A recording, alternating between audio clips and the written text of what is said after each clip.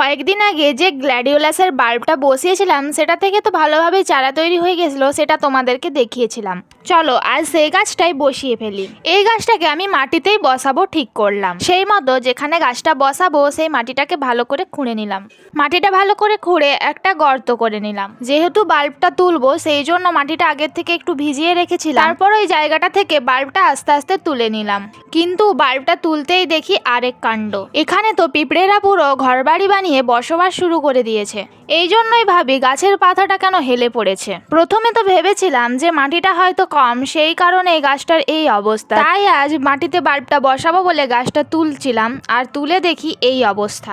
বাল্বটার এক পাশটা পুরো খেয়েই নিয়েছে পিঁপড়েতে। মাটিতে বসানোর পর জানি না এই গাছটাকে বাঁচাতে পারবো না। পিঁপড়েগুলোকে তাড়ানোর জন্য আমি মাটিতে একটু গ্যামাক্সিন আর বাল্বটা তো একটু গ্যামাক্সিন দিয়ে দিলাম। এতে গাছটা আর বাঁচবে বলে মনে হয় না। অত্যন্ত দুঃখের সঙ্গে এই গাছটাকে মাটিতে বসিয়ে দিলাম। তারপর ভালোভাবে মাটি চাপা দিয়ে জল দিয়ে দিলাম। আগের বছর এই বাল্বটার থেকে কত সুন্দর ফুল হয়েছিল, আর আজ এই গাছটার এই অবস্থা। আচ্ছা, তোমাদের কি মনে হয় গাছটা আমি বাঁচাতে পারবো?